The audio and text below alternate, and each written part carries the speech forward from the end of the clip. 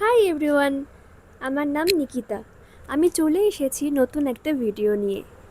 তোমরা আমার এনগেজমেন্টের ব্যাকড্রপটা নিয়ে অনেকে কোয়েশ্চেন করেছিলে যে এত সুন্দর ব্যাকড্রপটা কিভাবে তৈরি করেছো। সেই বিষয়েই আজকে আমার এই ভিডিওটা। দেখো, ব্যাকড্রপের প্রিপারেশনটা আমি অনেক দিন আগের থেকেই নিচ্ছিলাম যে পার্টিকুলারলি কীরকম থিম হবে বা কী কালার আমি চুজ করব।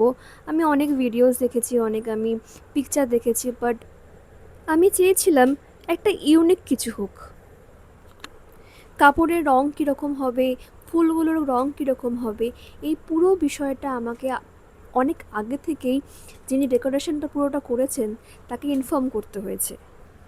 কারণ আমি যেহেতু চেয়েছিলাম সম্পূর্ণ নতুন কাপড় দিয়ে কাজটা হোক যাতে আরও বেশি ভালো লাগে, তাই এই সব কাপড়গুলো বা ফুলগুলো খুব আগে থেকে কিনতে হয়েছিল ওনাকে।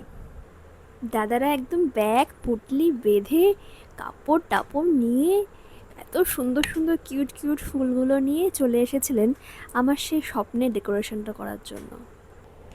দেখো কি মিষ্টি মিষ্টি ফুলগুলো, পার্পল, পিঙ্ক, ইয়েলো, হোয়াইট, এত সুন্দর কম্বিনেশন যে খুব ভালো লাগছিল দেখতে।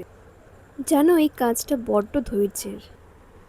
একটা একটা করে ফুল গোজা, তারপরে দেখে নেওয়া যে ফুলগুলো প্রপারলি যাচ্ছে কিনা, কম্বিনেশনটা ঠিকমতো হচ্ছে কিনা বা প্রপারলি বসছে কিনা। এটা সত্যিই খুব ধৈর্যের কাজ। এনগেজমেন্টের জন্য আমার নিজেকেও অনেক প্রিপারেশন নিতে হচ্ছিল। খুব বিজিও ছিলাম আমি সেই দিনটা। স্টিল যখনই আমি সময় পাচ্ছিলাম আমি এসে এসে একবার দেখে নিচ্ছিলাম যে সব কিছু ঠিকমতো হচ্ছে কিনা। এই দাদারাও আমাকে অনেকবার জিজ্ঞেস করেছে যে দেখো সব ঠিকমতো হচ্ছে তো। আমি যেখানে যেখানে মনে করেছি যে একটু ইমপ্রুভমেন্টের দরকার ছিল আমি ওনাদের গাইড করে দিয়েছিলাম। ওনারা সেটাকে অ্যাকসেপ্ট করে আমার মনের মতনই তৈরি করে দিয়েছিলেন।